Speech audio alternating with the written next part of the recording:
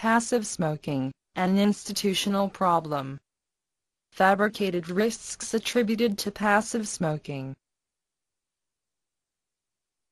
Smoking prohibition and its inherent economic and social costs are based on a false representation of evidence, an evidence that does not demonstrate what smoking ban supporters claim it does.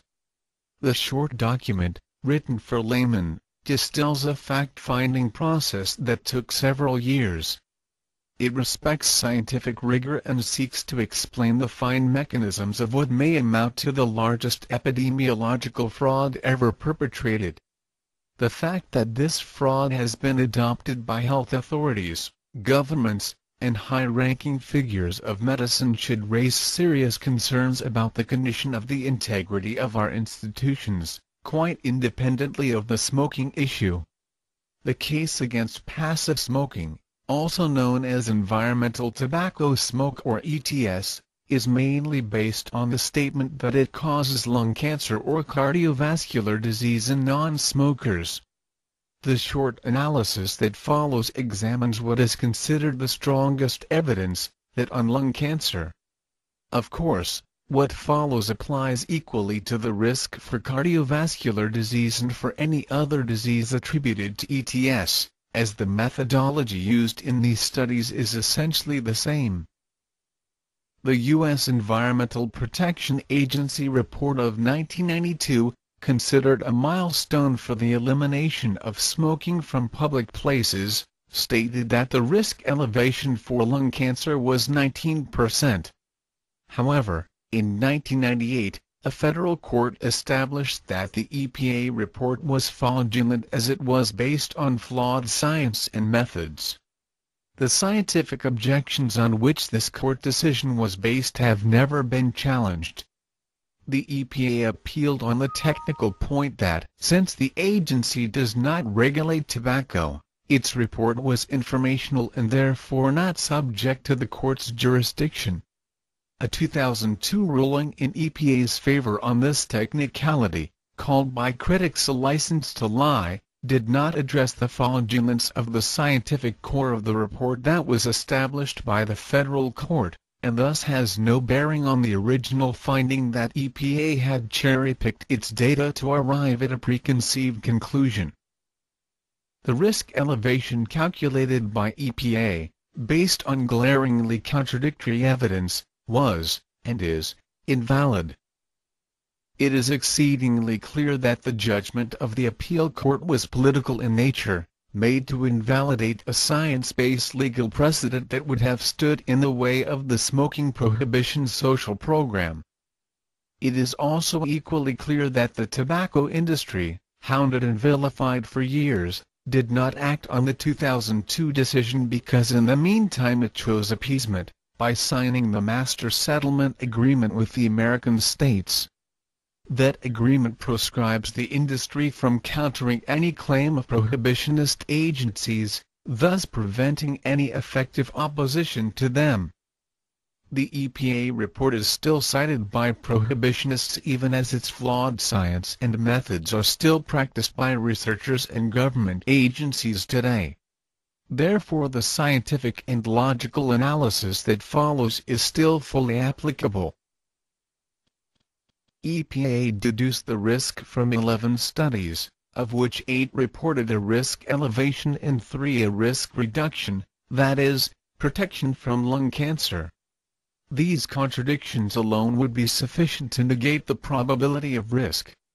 But even assuming that the 19% average is a valid number, an analysis of how and from which data this number has been calculated leads to extraordinary revelations.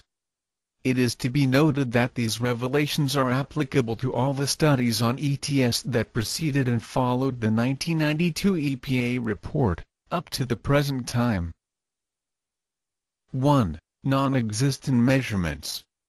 The studies claim that lung cancer risk to non-smokers increases as the exposure to ETS increases, which means that the ETS exposure must be accurately measured in order to quantify risks numerically with the 2-decimal precision that the studies show.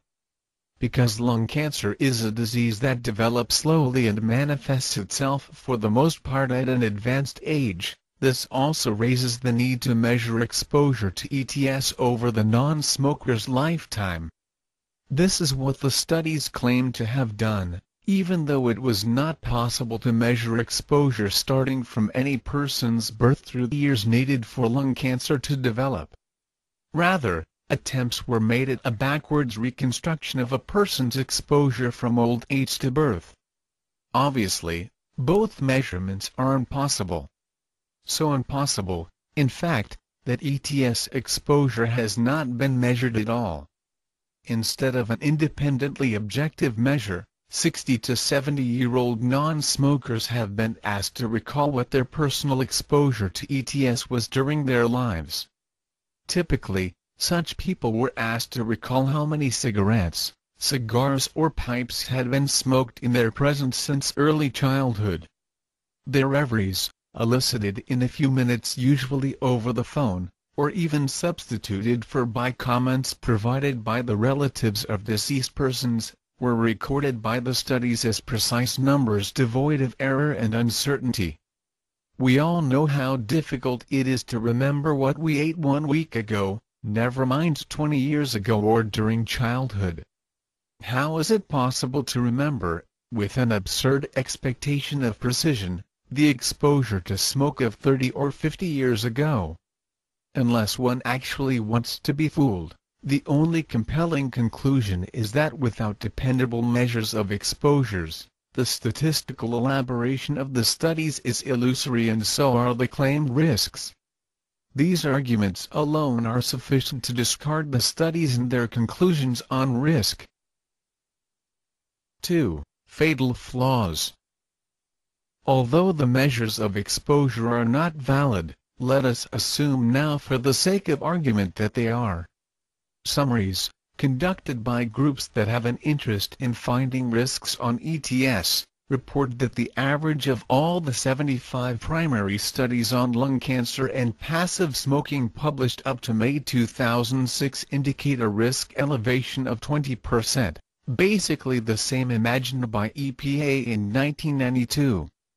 Such a relatively low elevation is not credible because the studies have not accounted for a whole series of prejudices, biases and confounders that are inevitably present and that are in themselves more than sufficient to cancel the claimed risk elevation. For example, it is known that people with lung cancer are more prone to amplify their recalls of exposure, recall bias, than those who are not so affected, and this is for obvious emotional reasons. Another example is that some state that they are non-smokers but do not say that they have been smokers, so they end up in the wrong category. Misclassification bias. And yet another one. There are over 30 risk factors for lung cancer reported in the professional literature, about 300 of them for cardiovascular diseases, and their very likely interference in ETS studies has never been credibly measured and corrected for. It is therefore exceedingly probable that the small risk elevation of 20% is fictitious because of interference that is not and cannot be calculated. Singly or combined, these considerations are sufficient to explain the glaring inconsistencies of different studies, where some claim an increased risk, others protective effects, or, in several studies, neither one nor the other, and erase the credibility of the claimed risk of ETS. 3. The absurd methodology. A third category of irrecoverable flaws invalidates the studies on passive smoking independently from the first two, and therefore invalidates the statements of causal link. The overwhelming majority of these studies do not define risk on the basis of higher or lower frequency of cancer in function of higher or lower exposures to ETS. Rather, as we have seen, risk is defined on the basis of different memories between the groups that are compared. One set of groups consists of self-declared non-smokers all with lung cancer and exposed to ETS.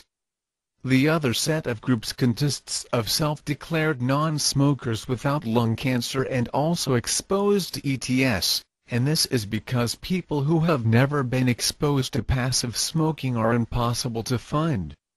To illustrate, studies may have reported that people without lung cancer recalled ETS exposure at, say, a 100 rate, and people with lung cancer recalled exposure at a 120 rate. Strangely, the studies presume that having remembered 20% more represents 20% more risk.